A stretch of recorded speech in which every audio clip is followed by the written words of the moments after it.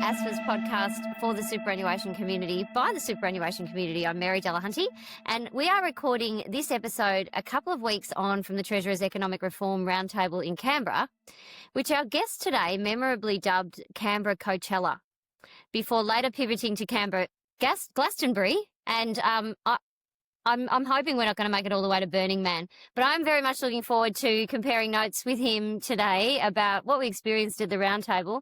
I'm joined, of course, by Chris Richardson, who's an independent economist. He's one of Australia's most respected economists and economic commentators, and has worked in Federal Treasury, the IMF, at Access Economics, Deloitte Access Economics, and is now an independent economist at Rich Insight. Widely cited, I know, known to many of you, and I'm so thrilled to have him here and coming to you from my good room. Every house needs a good room, I've decided, Chris, and now you're in mine, which is thrilling for me. So good to see you. You and I both attended different roundtable sessions, so let's discuss which, who had the better catering and whatnot, and what we talked about. Our listeners have already heard me talk about, capital attraction business investment session that I attended on the Tuesday, but maybe you can start us off by telling us which session you attended and who was in the room with you, and how did it go down? Well, I am a loser of a human being, so I was in there for the tax session. You may be wondering about the levels of excitement in the room as we talked tax. So, as you know, there are a bunch of the main bunch of attendees who were there every day. In and around tax, though, we had Aruna, the head of the Grattan Institute, Ken, who used to head up Treasury and was the Ken Henry of the Henry report. We had the Commissioner of Taxation, Rob, in there as well, and they scraped the bottom of the barrel and got me and got Bob Brunig of ANU. We added the colour, the excitement, and the good looks. Yeah. No, that's obvious. I think that was probably one of the reasons you were there. Any substance with those good looks as well? What did you take to the table, and what did you want to turn the focus to? So it's worth stepping back for a moment. And to me, there's a good reason to have something like the Roundtable. Australia's standard of living is very high by global standards. We are one of the lucky nations with a very high standard of living. But the growth in our standard of living has struggled for some time now, over the last decade. The average citizen of the rich world has seen their living standards increase 18%. But in Australia, it's only been 3.5% over the last decade. And so, we've done many things right over the years, but our challenges are starting to mount. People get lost in the politics of this. I hate that. We have genuine challenges around the growth in our living standards. And you look at those 3 different days, and they were kind of coming from different angles, but all of them were saying, well, what could we do differently to perhaps be more prosperous Australians? And when you're more prosperous, you can be more fair. And so the tax stuff was starting to look at that, I guess, pretty big challenge. Yeah, I thought I came out of that room feeling, I don't know, a bit more positive about the human race and our capacity to have those conversations. And did you feel quite uplifted from it? I did. It is always a risk that people, they don't take off their hat as they go into the room. They are a vested interest rather than fighting for Australia. But I did not have that impression. I thought people were very good, and there was a great discussion. Some of it a bit technical, some of it, if you like, getting to the foundational stuff. What's wrong? What can we do? One of the challenges, I would have to say, is that everybody's an expert on tax. It's like I was talking to my 99-year-old aunt, and I described who was a doctor. And I described it as, turning up at the doctor's and telling the doctor what's wrong with you and what treatment you should have. And again, I understand that tax is something that affects everybody, and people have got strong opinions, but it was kind of important to sit back and think about what's going wrong and what we could do better. Yeah, everyone does have strong opinions on tax, but we also have very strong opinions on tax reform. Like, it's very hard in this country, isn't it, to have a genuine, deep conversation on tax reform. I think, I don't know, I'd love your reflections on the super sector and our challenges with tax reform, but I think if we don't sort out some of the inequities in the superannuation taxation system, we risk bringing our social license to bear and really doing damage to that, and then doing potentially, further category damage across whether or not super deserves its place. And so, yeah, I think tax reform is really challenging though, isn't it? We sort of all want it, but we don't want it to affect us or something. Yeah, I call it Australia's most poisoned well. If you think about, all the things that were discussed around the roundtable, and they're all challenging. What I hate about tax, and I am a tax nerd, what I hate about it is that, different people have demonized different things that we can and often should do in tax. If I look at some of the things that are most needed in tax in Australia, they are also some of the things that people have been most excited about or think would be the end of the world. Tell us about the tax that gets superannuation folk quite excited, Div 296. What are your thoughts? I don't think it's great. But I'm happy to support it. Given that it's the only thing on the table as the available sticky tape, I would say it improves the system. But the underlying problems with the system run a bit deeper. Basically, we have a superannuation system that is tougher on people with low incomes than it is on people with high incomes. And if you look at low incomes for a moment, some of the tax cuts of recent years have not been mirrored in the super system. The LISTO, the low income super tax offset, hasn't chased what's happening elsewhere in the tax system, meaning that if you're low income, it's super is less of a good deal than before. High income, also less of a good deal than before, but still pretty good news. There is, it's public that there is one notable idea on the table. Tax experts have talked about it for decades. Bob Brunig, I mentioned, ANU expert, has written some papers on it recently and was in the room. And the basic thought is, in our personal tax system, we're mostly doing it right with how we do taxes on wages and salaries. It is a bit too tough on families with kids in childcare, because when mum earns an extra dollar, the system takes too much of that away again. And our top rate, including Medicare, 47 cents in the dollar, that cuts in relative to wages lower than you see in most other places. But by and large, that bucket is not a huge problem. The problem in personal tax is how we tax everything else, all our other income that's not wages and salaries. If it's in super, by and large, it's gets a pretty good deal on tax. If you put money in the bank, and earn interest on a bank account, that's about the worst deal that we have. And the idea is, well, can we take pretty much everything else that's not wages and salaries and try to treat that second bucket the same, treat every dollar the same, doesn't matter where that dollar came from. If it's outside wages and salaries, treat it that way. Doesn't matter if it's being earned by a prince or a pauper. Now, this is very early days around talking about that sort of stuff. But it would, help to deal with that sort of sense of grievance that many people have, that look over there, those people are getting a much, much better deal than I am. Yeah, and that sense of grievance, do you think that's in your sort of work? Are you sensing that that's more from a younger generation, so it's an intergenerational sort of grievance? Yes, you may note the colour of my hair at this moment.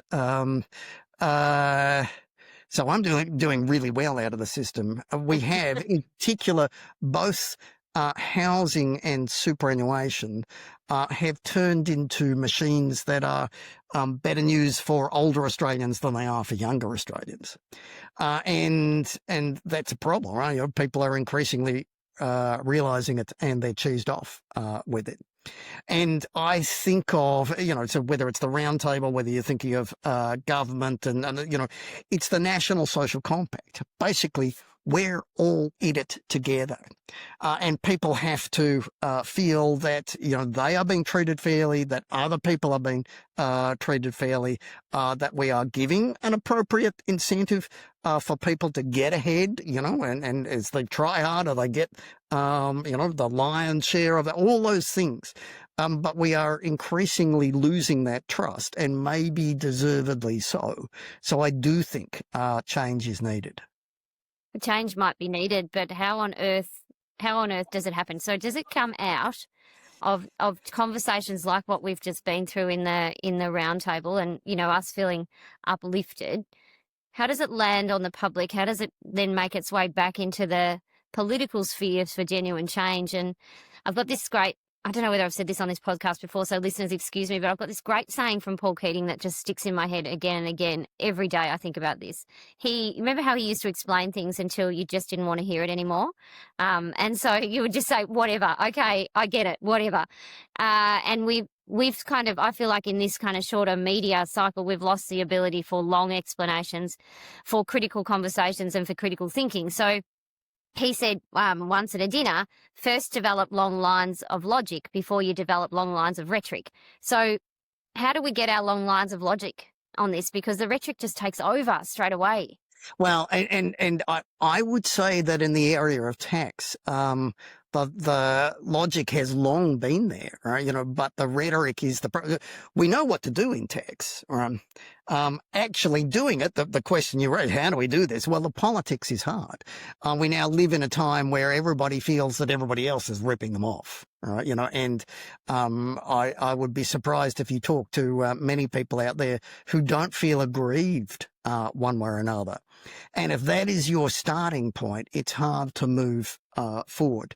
Well, and let me step back further. I would say that, for the better part of 20 years, I have called each and every election in Australia a Seinfeld election, right? An election about nothing. To go back to what I said at the start, if the average rich nation, the average citizen in the average rich nation around the world has seen their incomes, their living standards grow 5 times the pace of what we've seen in Australia in the last decade. That says we need to change. Let's move now then to superannuation and what we might be looking at here. And so we took into the Roundtable, a couple of things. Regulatory reform was one of them, and in an area for a little regulation called RG97, which is a little bit about the way in which stamp duty is reported. Still paid in the same way, but it's just about how it's reported. But we also took in a broader kind of suite of can we get some regulatory efficiency? That came out then in the end as one of the Treasurer's sort of 10 things to look at, a tell us once approach to regulation. Does that cut across some of the work that you're doing as well, or what's your reaction to that kind of reform?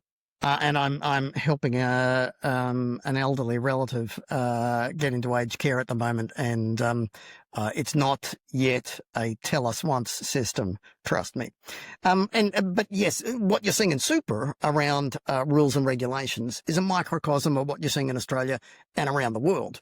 For decades, when a problem has come up, we've tended to say, well, here's a new rule, right? And I talked about the tax system the same way. We keep adding stuff to it. I've long since been firmly of the view that nobody can meet all the rules at any given time. We are all falling foul of a whole bunch of things, I'm pretty sure.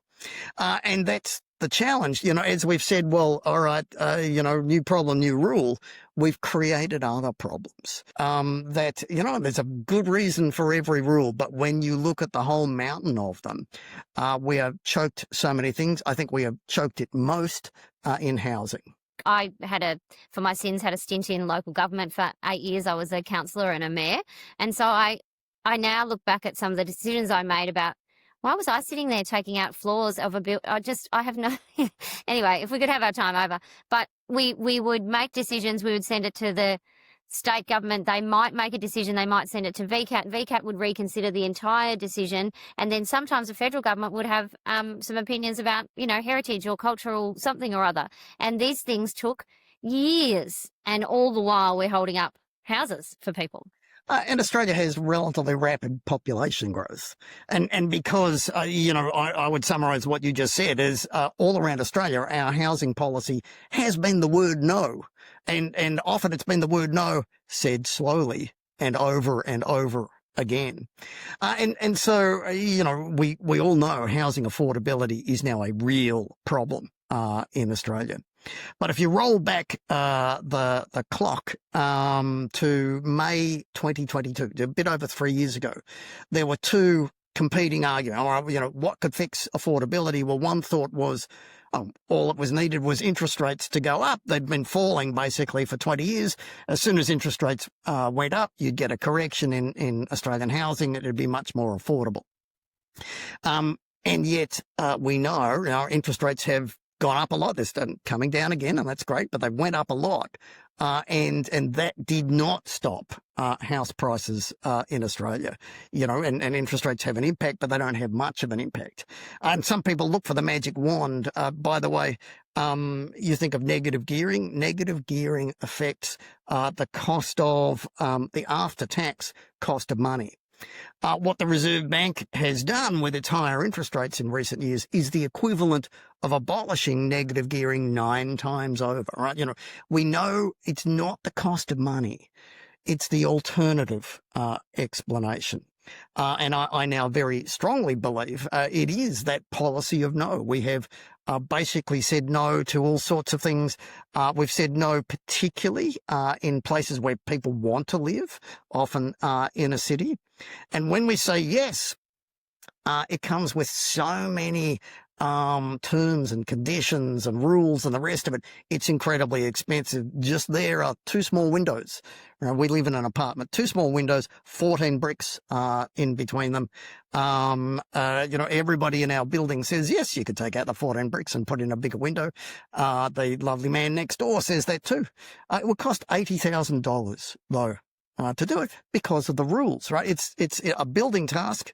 It's easy, but we have done this to ourselves. And the real challenge there is, and I think governments increasingly understand this, but the real challenge there is to win that, to turn our housing policy into yes, means taking on lots of older and richer residents who are already there, who think they are doing a wonderful thing when they're saying no, they're preserving character, but they are doing the opposite of preserving the future of their children and their grandchildren.